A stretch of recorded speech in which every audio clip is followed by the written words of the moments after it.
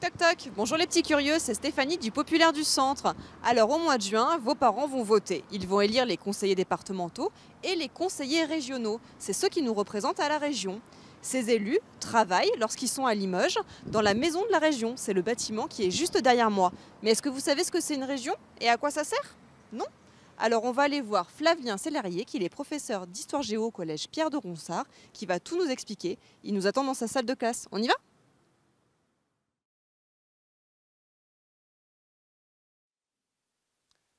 Bonjour les petits curieux. Dans le cadre des élections régionales, nous allons nous intéresser à la région. La région est une collectivité territoriale et son histoire est tumultueuse. C'est un type de territoire assez jeune par rapport au département. En effet, elle a été créée il y a seulement 60 ans et c'est une collectivité territoriale depuis 1982. Jusqu'en 2015, la France comptait 22 régions métropolitaines et 4 régions d'outre-mer. Les habitants de la Haute-Vienne, de la Corrèze et de la Creuse formaient la région Limousin. À partir du 1er janvier 2016, la France ne compte plus que 13 régions métropolitaines et 5 régions d'outre-mer. Et le Limousin, le Poitou-Charentes et l'Aquitaine ont fusionné pour une grande région appelée la Nouvelle-Aquitaine. C'est la plus grande région de France. La région est une collectivité territoriale qui, comme le département, exerce des compétences. Ces compétences spécifiques sont définies par la loi et tu en connais certainement quelques-unes. Par exemple, la région gère les lycées, c'est-à-dire le bâtiment et le personnel technique qui va entretenir le lycée. Également, la région a pour compétence le développement économique et l'aménagement du territoire.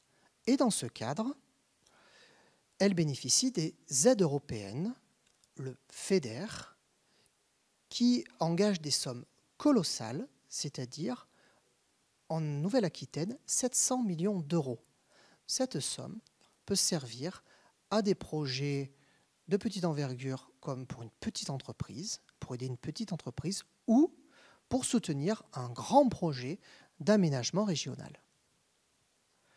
Comme pour le département, la région est gouvernée par une assemblée d'élus. C'est le conseil régional. À la tête du conseil régional, on retrouve un président du conseil régional. Sur ce point-là, le fonctionnement est à peu près le même que pour le département et le conseil départemental. Pour autant, le mode d'élection pour les élections régionales est très spécifique. En effet, à la différence des élections départementales, le scrutin des élections régionales est un scrutin de liste. C'est-à-dire qu'on retrouve dans les élections plusieurs listes de dizaines de candidats qui partagent un projet commun et le citoyen doit voter pour une de ces listes. À l'issue des 2 tours, c'est la liste ayant remporté le plus de votes qui va bénéficier de plus de la majorité des sièges de conseillers régionaux, lui permettant d'accomplir le projet qu'elle a présenté lors de son programme. Ainsi, la liste, pendant 6 ans, peut mettre en œuvre ce projet. Et c'est pourquoi, comme pour les élections départementales, le citoyen doit prendre connaissance des programmes politiques et voter en fonction du projet qui lui semble le plus proche de ses aspirations. Voilà les petits curieux. Maintenant, vous savez ce qu'est une région et à quoi ça sert.